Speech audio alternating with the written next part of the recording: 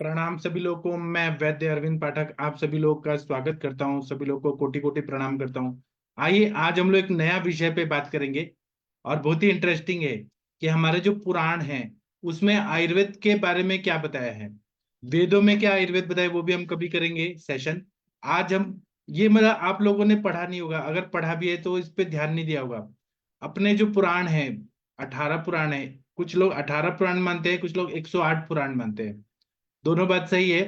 Famous रूप से देखा जाए तो 18 पुराण है और बहुत विस्तृत रूप से देखा जाए तो 108 भी पुराण है। तो हम लोग पुराणों में आयुर्वेद क्या बताया है और वहां पे कौन लोग हैं जो चर्चा कर रहे हैं वह भी हम लोग देखेंगे।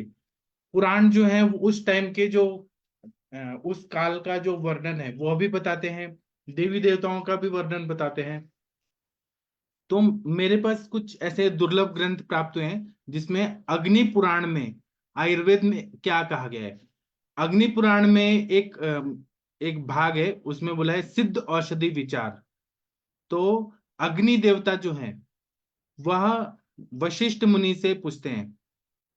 वशिष्ठ मुनि को कहते हैं, मुनि जो है उनके शिष्य हैं और अग्नि देवता आके अग्नि पुराण में कह रहे हैं, आयुर्वेदम प्रवक्ष्यामि शुश्रुतायम ब्रवीत देवा धन्वंतरि सारम मृत संजीवनी करम। मतलब अग्निदेव कहते हैं कि हे वशिष्ठ, मैं अब आयुर्वेद का वर्णन करने जा रहा हूं जिसको भगवान धन्वंतरि ने सुश्रुत से कहा था। यह आयुर्वेद का सार है और अपने प्रयोगों द्वारा मृतक को भी जीवन प्रदान करने वाला है। मतलब जिसकी मृत्यु हो गई है उसको भी जीवन प्रदान करने वाला है। हम लोगों ने पंचतंत्र में एक कहानी सुनी है, पढ़ी है। पंचतंत्र में आप लोग याद करिए कि चार ब्राह्मण जा रहे थे और कहीं पर तो अस्थियां पड़ी थी। तो एक ब्राह्मण ने मंत्र बोला और वो अस्थिया एक अस्थि पिंजर बन गया। फिर एक ने मंत्र पढ़ा तो वो उसमें मांस और रक्त वाहिनियां आ गई। फिर वो शेर जैसा बन गया। तीसरा जो था वो जिंदा करना चाहता था, आत्मा डालना चाहता था, तो चौथा पेड़ पे चढ़ जाता है। तो फिर वो जैसे तीसरा वाला डालता है मंत्र से उसकी आत्मा डालता है तो शेर तीन को खा जाता है और एक बच जाता है। ये हमने पढ़ा है। तो मतलब उस टाइम पे मृत संजीवनी विद्या थी कि मरे हुए इंसान को भी जिंदा किया जा सकता था। आज कलयुग है, कलयुग में वो विद्या नहीं है, लेकिन सतयुग में जब पुराण लिखे गए थे तब यह विद्या थी। तो यहाँ पे भगवान धन्वंतरी ने सुश्रुत से कहा कि आयुर्वेद जो है, जो मैं अभी बताऊंगा, वह मृतक को भी जीवन प्रदान करने वाला है। तो सुश्रुत जी, अब सुश्रुत जी और धन्वंतरी की वार्तालाप बता रहे हैं। तो सुश्रुत जो है वह शिष्य हैं, भगवान धन्वंतरी उनके गुरु हैं। तो भगवान धन्वंतरी से सुश्रुत बोलते हैं कि आयुर्वेदम मम ब्रूहि नरा अश्वे गरु गर्दनम सिद्ध योगान सिद्धा मंत्रान मृत संजीवनी करान। सुश्रुत जी ने पूछा कि हे भगवान धन्वंतरी भगवान, मुझको मनुष्य, घोड़े और हाथी के रोगों का विनाश करने वाले आयुर्वेद शास्त्र का उपदेश करिए। मतलब जो मनुष्य को व्याधि हो जाता है उसको किस तरह से हमें नष्ट करना है वह आयुर्वेद बताइए। जो घोड़ा, अश्वों को जो बीमारी हो जाती है उनको रोगों का विनाश करने वाले आयुर्वेद को बताइए। हाथी के रोग जो होते हैं उसको विनाश करने वाला आयुर्वेद का उपदेश करिए। साथ ही सिद्ध योग बताइए, सिद्ध मंत्र बताइए, मृत संजीवनी कारक औषधियों का भी वर्णन करिए। तो इसको सुनकर अभी शिष्य कुछ पूछ रहे हैं तो गुरुजी भी भगवान है, वो भगवान धन्वंतरी भगवान है। तो उन्होंने कहा, रक्ष बलम ही ज्वरितम लंघितम योजेत भिषक सविश्वम लाजमंडम तु तृण ज्वरांतम श्रुतम जलम मुस्पर्पट कोशिरा चंदनोदिच्य नागरे षडहे च व्याधि व्यतिक्रांते तिक्तगम पेय ध्रुवम। मतलब धन्वंतरी भगवान अपने शिष्य सुश्रुत को बोल रहे हैं कि हे सुश्रुत, अगर कोई ज्वराक्रांत व्यक्ति है, मतलब ज्वर से आक्रांतित व्यक्ति आया है वैद्य के पास, तो उसके बल की रक्षा करते हुए और उसका बल का ध्यान रखते हुए सबसे पहले उसको लंघन कराना चाहिए। निराहार कोई भी आहार नहीं देना चाहिए, उसको व्रत करना चाहिए और उसका बल की रक्षा हो। मतलब ऐसा नहीं कि बहुत लंघन करा रहे हैं पेशेंट वीक हो गया, ऐसा नहीं है। बल का ध्यान रखते हुए लंघन कराना है। उसके बाद लंघन कराने के बाद उसको सोंठ से युक्त लाल मंड, मतलब धान का लावे का जो मंड होता है वो लेना है। और मुस्ता, परपटक, उशिर, चंदन, लाल चंदन, सुगंध वाला और सोंठ के जो मतलब ऐसे काढ़ा बनाना है और काढ़ा उबाल के हाफ करना है, जिसको हम अर्ध पक्व श्रित बोलेंगे। उसको प्यास और ज्वर की शांति के लिए देना चाहिए। ऐसा ही हम लोग आयुर्वेद में भी पढ़ते हैं, पुराणों में भी यही बोला है, षडंग पानीय देने के लिए बोला है। फिर 6 दिन बीत जाने के बाद चिरायता आदि जो तिक्त रस के द्रव्य हैं उनका काढ़ा अवश्य ही देना चाहिए। फिर उन्होंने क्या बोला है, पहले तो लंघन बोला है और षडंग पानी पीने के लिए बोला है। फिर क्या बोला है, स्नेहे त्यक्त दोषम तु ततस्तम च विरेचेत जीर्णा षष्टिक निवार रक्तशाली प्रमोदकाः तद्विदस्ते ज्वरेष्विष्टा यवानां विकृतिस्तथा मुद्गा मसुरा चणका कुलत्ताश सकुष्टकाः आढक्यो लावणाद्याश्च कर्कोटक कटोलकम पटोलम सुफलम निम्मम परपटम दाढ़ी में ज्वरे। मतलब ज्वर निकालना है। अभी क्या है कि लंघन करा दिया, लंघन इसलिए दिया कि आम का पचन हो जाए, अग्नि प्रदीप्त हो जाए, लेकिन बुखार तो है ही, तो इसलिए उसको स्वेदन देना है सबसे पहले। और वहां पर भी स्नेहन नहीं होना चाहिए, मतलब बिना स्नेहन का स्वेदन कराना है। और जब रोगी का दोष वातरी दोष जो है वो शांत हो जाए, तब उसके बाद स्वेदन करने के बाद जब वो तो उसको थोड़ा ठीक लगे तो विरेचन द्रव्य देकर विरेचन कराना चाहिए। ऐसा आज जो धन्वंतरी भगवान है उन्होंने शुश्रुत से कहा। उसके बाद क्या बोला है कि उनको पेशेंट को हल्का चीज देना है, जैसे कि लाल अगहनी का अगहन का जो चावल होता है, जो अक्टूबर नवंबर में जो आता है, मार्गशीर्ष महीने में जो चावल होता है उसका ये देना है, मंड देना है। इसी तरह से तिन्नी का चावल होता है, फिर प्रमोदक नाम का चावल होता है, साठी चावल जो 60 दिन में पकता है, इनका मंड देना है। उसके बाद में जो यव का बना जो पदार्थ है उसका भी मंड देना है। जो जौ होता है, जौ, जौ को हम लोग क्या बोलते हैं, मराठी में सातू बोलते हैं, हिंदी में जौ बोलते हैं। तो इसका हमें बिना भूसी का हमें उसका मंड मतलब पानी में उबाल के और वह पीने के लिए देना है। फिर और क्या बोला है, तो मूंग दाल, मसूर, चना, कुल्थी, शुंठी, अरहर, फिर केक्सा और कायफल, इनके फल के साथ में ये देना है, यूष कल्पना देनी है पेशेंट को, मतलब पूरा लिक्विड डाइट बोला है। और संसर्जन क्रम जैसे बोलते हैं वैसे ही देने के लिए बोला है। परवल, नीम की छाल, पित्त पापड़ा और अनार भी ज्वर में हितकारक होते हैं। तो अनार इसलिए कि वो रक्त को बढ़ाएगा, और मधुर तिक्त मधुर रसात्मक है, और कषाय रसात्मक, मधुर तिक्त कषाय रसात्मक है, तो ज्वरग्न भी है। और पित्त पापड़ा, परवल और नीम क्या है, वो आम का पचन करता है और ज्वरग्न भी है। इसके बाद में बोल रहे हैं कि रक्त पित्त नाम का व्याधि अगर होता है, नीचे की गति वाला होता है तो वमन हितकारी होता है, ऊर्ध्वक गति वाला होता है तो ऊर्ध्वक रक्त पित्त में विरेचन करना चाहिए। इसी इसके साथ में बिना सोंठ का बनाया हुआ षडंग पानीय देना है रक्त पित्त में। यही बात चरक संहिता में बताया कि बिना शुंठी वाला गुड़ूची डाल के दे सकते हैं, लेकिन इसमें मुस्ता, परपट, कोशिरा, चंदनोदिच्य मतलब नागरमुथा, पित्त पापड़ा, उशीर, चंदन सुगंध वाला से बना क्वाथ देना है। और वो भी क्वाथ को 1 लीटर को ½ लीटर करके देना है, उसमें शुंठी नहीं होना चाहिए क्योंकि रक्त पित्त व्याधि है। उसी तरह से जौ का सत्तू देना है, जौ को ऐसे भून के फिर पीस के उसका आटा, उसका रोटी, या गेहूं का आटा, या धान का लावा, या जौ से बने हुए विभिन्न पदार्थ देने हैं। जो मार्गशीर्ष महीना अगहन का धान का चावल होता है, मसूर, मोठ, चना और मूंग को खाने योग्य बताया है। उसके बाद में अग्नि प्रदीप्त हो जाए रक्त पित्त वाले पेशेंट को, तो घी और दूध से तैयार किए हुए गेहूं के पदार्थ, दलिया, हलवा वगैरह देना है। बलवर्धक रस देना है। और छोटी मक्खियों से बना हुआ मधु होता है, शहद, हनी, वह भी देना चाहिए। इसी तरह से अगर अतिसार का रोगी है तो उसमें पुराना अगहन का चावल जो होता है, 1 साल पुराना जो मार्गशीर्ष महीने का जो चावल होता है जो उस टाइम पे आता है, उसका चावल लाभप्रदायक होता है।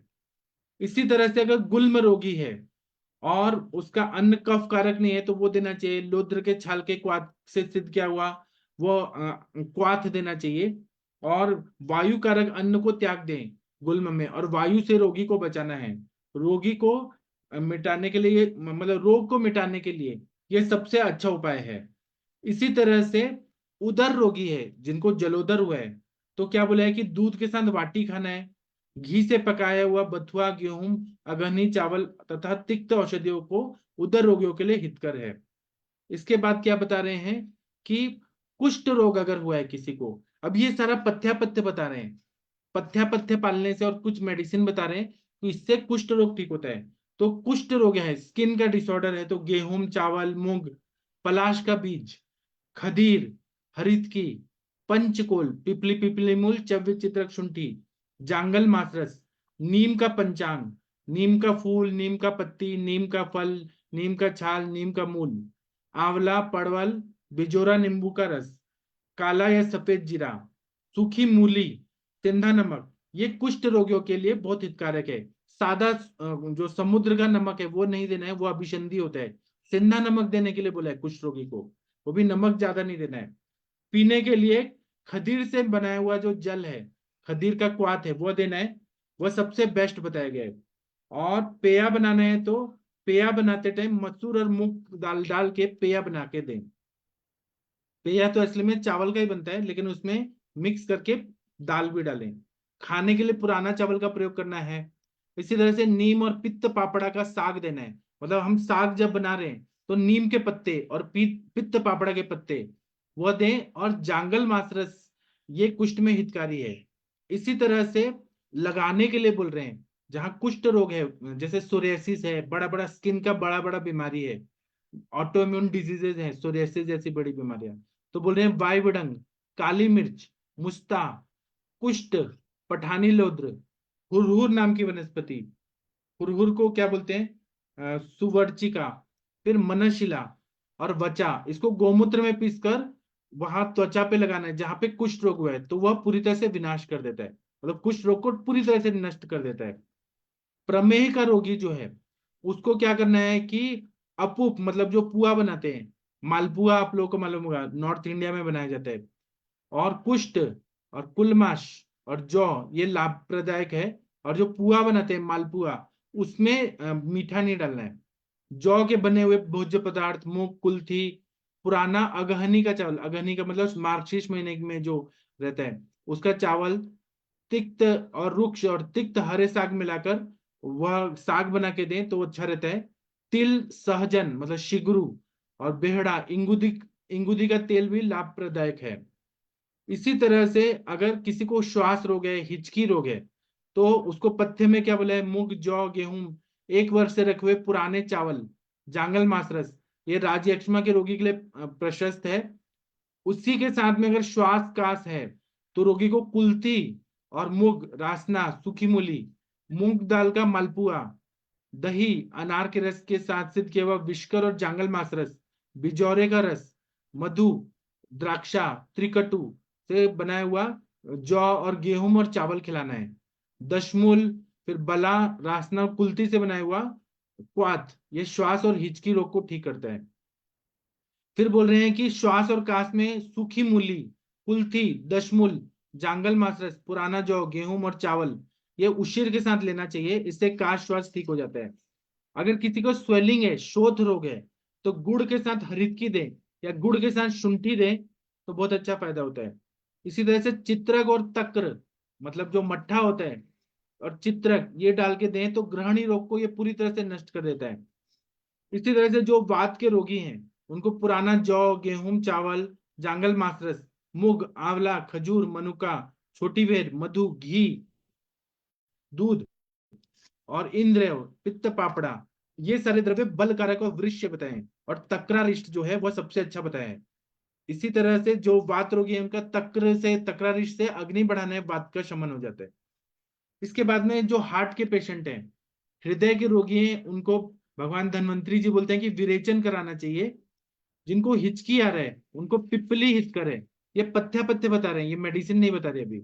इसी तरह से हिचकी है तो छाछ देना है, सिद्धू देना है, मोती डाल के ठंडा पानी देना है, इससे हिचकी रोग में बहुत अच्छा फायदा होता है। किसी को मदात्य रोग है, मतलब बहुत ज्यादा शराब पी लिया और मदात्य व्याधि हो गया है, तो मोती और नमक युक्त जीरा और मधुर मधु देना है। पूरा शतु है तो मधु और दूध से लाही जो लाक्षा जो होता है वह देना है, जिसको हम खील बोलते हैं, उसको देना है। इसी तरह से जटामांसी का आहार में जटामांसी का रस लेना है और अग्नि बढ़ाने वाले द्रव्यों को देना है, तो इससे क्षय रोग में बहुत अच्छा फायदा होता है। जिनको क्षय रोग है, राज्यक्षमा है, तो भोजन में लाल अगहनी का धान का चावल, कमल और निवार ये देना बहुत अच्छा रहता है। किसी को बवासीर है, अर्श व्याधि है, तो यवान, नीम, जौ रहता है वो खाने में देना है, जौ की रोटी, उसे पेट अच्छे से साफ होता है। नीम लेना है, जटामांसी, अलग अलग तरह के साग देने हैं। मतलब उनको मालूम था कि साग जब देते हैं, ग्रीन लीफी वेजिटेबल, उसकी सब्जी देते तो पेट अच्छे से साफ होता है, तो उससे अर्श में फायदा होता है। सौरवर्चल नमक, करचूर, हरित की और मंड कल्पना जो माड़ होता है वो देना है। और जल मिलाकर मट्ठा, तक्र, ये देने से अर्श व्याधि में फायदा होता है। इसी तरह से किसी को यूरिन में प्रॉब्लम हो रही है, मूत्र कृच्छता है, तो मुस्ता, हल्दी के साथ चित्र का लेप, ऊपर से लेप लगाना है। यव देना है, शालीधान्य, बथुआ का साग, बथुआ आप लोग को मालूम है, सरवरचन नमक, लाही, दूध, गन्ने का रस और घी से युक्त गेहूं, ये खाने के लिए दें तो मूत्र कृच्छता में फायदा होता है। और पीने के लिए मंड दें और सुरा दें, भरपूर दें, उससे मूत्र कृच्छता, यूरिन बहुत अच्छा से होता है, उसमें फायदा होता है। किसी को उल्टी आ रही है, तो जो खील होते हैं जो हम दिवाली में लक्ष्मी माता को चढ़ाते हैं, जिसको हम लाजा बोलते हैं, लावा, सत्तू, मधु, फालसा, बैगन का भरता दें। बैगन का भरता देने से उल्टी बंद हो जाता है। बैगन का भरता कैसे बनाते हैं आप लोग को मालूम है? चूल्हे पे बैगन को ऐसे पका देते हैं और फिर उसको पीस के, पक जाने पे पीस के उसका ऐसे हलवा टाइप नमक डाल के, तेल वगैरह डाल के भरता बनाते हैं, वो देना है तो उल्टी बंद हो जाता है। मोर का पंख जला के उसका देना है, मशी। और अलग अलग तरह के पेय पदार्थ, शरबत वगैरह देना है, तो उल्टी का प्रॉब्लम है वो ठीक हो जाता है। इसी तरह से बोल रहे हैं कि अलग अलग व्याधियों में, जैसे किसी को प्यास लग रही है बहुत ज्यादा, कितना भी पानी दो प्यास नहीं बुझ रही है, तो अगहनी का चावल, गरम, गरम या ठंडा चावल का पानी जो है वो देना है, माड़ का पानी। और ठंडा या गर्म दूध पीने को देना है। तो गाय का दूध से तृष्णा का शमन होता है। मुस्ता और गुड़ से बनी हुई गोली बनाकर मुंह में रखना है, मुस्ता और गुड़, इससे तृष्णा रोग ठीक हो जाता है। इसी तरह से जौ, मालपुआ, सूखी मूली, परवल का साग, फिर जो बेंत नाम का वनस्पति है उसका अग्रभाग का नरम हिस्सा, इसको अगर हम लोग पीस के, जांग अगर अकड़ गए उरु स्तंभ जैसे, उसमें लेप लगाने से बहुत अच्छा फायदा होता है। किसी को फोड़ा फुंसी हो रहा है, विसर्प रोग हो रहा है, तो उसको मूंग, अरहर की दाल, मसूर का दाल, तिल वाला जांगल मासरस, सेंधा नमक सहित घृत, द्राक्षा, शुंठी, आंवला और पुराना गेहूं, पुराना चावल, ये सब दें। और चीनी के साथ मधु और मनुका और अनार से बना हुआ जल पिए, तो इससे क्या होता है कि फोड़ा फुंसी जो है वो सब ठीक हो जाता है।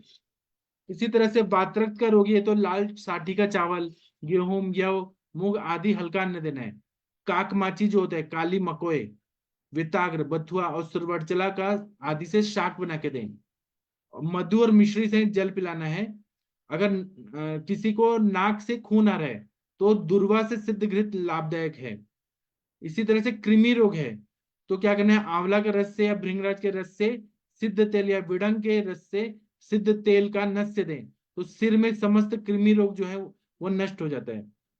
इसी तरह से वो बोलते हैं कि अगर किसी का दांत मजबूत कर रहा है, दांत हिल रहे हैं, तो उसमें तिल का भक्षण करना है, तिल को चबा चबा के खाना है, जो काला तिल होता है, उससे दांत मजबूत हो जाते हैं और तृप्तिकारक रहता है। और तिल के तेल से कुल्ला करना है, तो ये तिल का तेल का जैसे हम कवल गंडूश करें वो करने के बाद कुल्ला करना है मुंह में रख के, और ऐसे गुड़गुड़ करके फिर फेंक देना है, इससे दांत मजबूत हो जाते हैं। इसी तरह से कृमि अगर दांतों में है तो वायुवड़ंग का चूर्ण और गोमूत्र का प्रयोग करके कवल और गंडूश करना है। इसी तरह से अगर आंवले को घी में पीसकर सिर पे लेपन किया जाए तो सिर के सारे रोग ठीक हो जाते हैं। इसी तरह से गर्म और हल्का भोजन भी करें तो हेडेक जैसी बीमारियां या सिर के जितनी भी बीमारियां हैं सब ठीक होता है। तो गर्म भोजन और घी युक्त भोजन, ये इन्होंने बताया है। बोल रहे हैं अगर कान में दर्द होता है तो बकरे का मूत्र और कुछ तेल को कान में भर देना सबसे उत्तम है। कर्ण पुराण, ये कर्ण का शूल नष्ट करता है। सभी तरह के सिर रोग में अगर कुछ फायदा करना है तो पहाड़ की मिट्टी लाना है, सफेद चंदन, लाक्षा, चमेली की कली को पीस कर उसको सिर पे लगाना है तो फायदा होता है। यह शुक्र दोष को भी नष्ट करती है, उरा शत को भी ठीक करती है। इसी तरह से रसांजन का प्रयोग करने से आंख के सभी रोग को नष्ट करता है। इसी तरह से लोद्र, कांची और सेंधा नमक को घी में भूनकर शिला पर पीसकर आंख पे ऊपर लेप करना है, आंखें बंद करके ऊपर से लेप करना है, इससे नेत्र रोगों में फायदा होता है। इसी तरह से आइश्चोतन, अगर किसी को मतलब बार बार आंसू गिर रहे हैं तो इसका आइश्चोतन भी करने से फायदा होता है। जो गिरी मृत्तिका होती है गैरिक और सफेद चंदन का बाहर से लेप लगाना है, आंख बंद करके लेप लगाना है, तो आंखों का सब बीमारी को ठीक करता है, क्योंकि वो हीट को एब्जॉर्ब करता है और वह नेत्र रोगों के लिए विनाश कर देता है। और त्रिफला का जो लोग सेवन करते हैं उनको आंखों की कोई बीमारी नहीं होती है। और त्रिफला के क्वाथ से ही या त्रिफला के पानी में घोल के छान के, सात कपड़ा डाल के उसको छान के अगर आंखों को धोए तो वो श्रेष्ठ बताया गया है। इसी तरह से दीर्घ जीवन की इच्छा रखने वाले को रात में त्रिफला को घृत और मधु के साथ विषम मात्रा में खाना चाहिए, तो दीर्घ आयुष्य की प्राप्ति होती है। शतावरी में सिद्ध दूध को लेना है, घी लेना है तो वृक्ष है। इसी तरह से दूध और घृत भी वृक्ष है, उड़ीद भी वृक्ष है। और मुलहठी के साथ यष्टि मधु के साथ त्रिफला को सेवन किया जाए तो आयु को बढ़ाता है। जो मोह का फूल होता है, महुआ का फूल जो होता है, मधुक का फूल, वो उसके रस के साथ त्रिफला लिया जाए तो बुढ़ापा में जो झुर्रियां पड़ते हैं, रिंकल्स पड़ते हैं चेहरे पे, वह नष्ट हो जाते हैं। बाल पकना, गिरना, खलीते पालिते, ये सबको नष्ट करता है। इसी तरह से किसी के शरीर में भूत दोष है या फिर बैक्टीरिया वायरस रूप में भूत जंतु हैं, भूत हैं, तो वचा से सिद्ध घृत का प्रयोग करें। इससे बुद्धि बहुत अच्छा हो जाता है और सभी मनोरथों को सिद्ध करने वाला है। इसी तरह से जो सहचर का कल्क है उससे सिद्ध क्वाथ को, उसका अंजन, कल्क से फिर क्वाथ बना के फिर अंजन बनाए, वो आंखों के लिए अच्छा है। इसी तरह से रासना और सहचर से सिद्ध तेल वात रोगियों को बस्ती के लिए, अभ्यंग के लिए, नस्य के लिए प्रयोग करें तो वात रोग को ठीक करता है। जो अन्न श्लेष्माकारी नहीं हो वह व्रण के रोग जो है, जो वुंड है, उसमें फायदा करता है। इसी तरह से आमड़ा जो है और सत्तू का पिंडी पाचन के लिए श्रेष्ठ है। नीम का चूर्ण है वो घाव को भेदन में और रोपण करने में बहुत अच्छा है। जहां पर व्रण का रोपण करना है उसमें नीम का चूर्ण का प्रयोग करें, बहुत अच्छा फायदा होता है।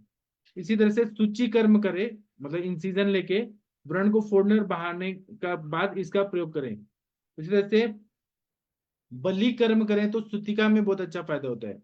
रक्षा कर्म में प्राणियों को सदा हित करने वाला यह बलि कर्म होता है। बलि देना है, कुछ अन्न का दे या किसी जानवर का दे या किसी का भी बलि देना जो होता है। सुतिका को फिर प्रॉब्लम नहीं होती है, बाल ग्रह अटैक नहीं करते हैं और रक्षा कर्म करता है। फिर किसी को सांप ने काट दिया तो नीम के पत्तों को खिला देना चाहिए, तो उससे सांप का काटा हुआ विष है वो नष्ट हो जाता है। इसी तरह से नीम का लगाया हुआ पताल नीम का पत्ता, एक अलग तरह का नीम होता है जो नीचे जमीन में होता है, जमीन के नीचे। पाताल नीम का पत्ता, पुराना तेल और पुराना घी, इसको बालों के लिए लगाएं तो वो बालों के लिए हितकर होता है। जिसको बिच्छू ने काट दिया है उसके लिए मोरपंख और घृत का धूम जो है वो लाभदायक होता है। या अर्क से बनाया हुआ जो दूध है उससे पिसा हुआ पलाश के बीज का लेप बिच्छू के जहर को उतार देता है। बिच्छू के काटे हुए को पीपल या बड़ी बड़ी हरित की जायफल के साथ मिलाकर पिलाना है। या फिर किसी को कुत्ते ने काट दिया, अलर्क विष, तो अर्क का दूध, तिल तेल, पलल और गुड़, तिल का तेल का जो वो ऐसा रहता है पलल, जिसका गजक जैसे बनाते हैं वो, और गुड़, इनको समान मात्रा में लेकर पिला देना है। तो कुत्ते ने काट दिया तो उसका विष नष्ट हो जाता है। इस तरह से चौलाई का मूल और निशोत्तर को समान मात्रा में घी के साथ पीने से मनुष्य को, बड़ा से बड़ा कोबरा और सांप ने काट दिया है या कीड़े ने काट दिया है तो नष्ट कर देता है, मतलब अगत तंत्र बता रहे हैं। इसी तरह से मकड़ी ने काट दिया जिसको हम लुता विष बोलते हैं, तो सफेद चंदन, पद्मा, कुष्ठ, जूही का पानी, और जिसको हम ये बोलेंगे लुता लताम्बू, जूही का पानी, उशीर, पाटला, निर्गुंडी, सारिवा, ये सब का प्रयोग करें तो मकड़ी ने काटा है उसको नष्ट कर देता है। और गुड़ सहित शुंठी का पानी में घोल के और नस से दे तो शिरो विरेचन के लिए सबसे अच्छा है। और स्नेह पान में और बस्ती कर्म में तेल और घृत सर्वोत्तम है। अग्नि पसीना लाने में सबसे अच्छा है। ठंडा पानी स्तंभन करने में श्रेष्ठ है। जैसे कि किसी को ब्लीडिंग हो रहा है तो उसका प्राण बचाने तो ठंडा पानी डालें या बर्फ डालें तो वो श्रेष्ठ है। निशोत्तर रेचन में श्रेष्ठ है। मदन फल वमन में श्रेष्ठ है। बस्ती विरेचन वमन तेल घृत मधु, ये क्रमशः वात पित्त कफ के, मतलब वात के लिए बस्ती अच्छा है और तेल अच्छा है। विरेचन के लिए विरेचन के लिए सॉरी पित्त के लिए विरेचन अच्छा है और घृत अच्छा है। और कफ के लिए मधु अच्छा है और वमन अच्छा है। इस तरह से ये अध्याय समाप्त हुआ। अभी आप लोग कुछ बोलना चाहते हैं? कुछ बोलना चाहते हैं तो बोल सकते हैं। ये पुराणों में सब बताया है, इसमें बहुत सारे मंत्र भी बताए हैं।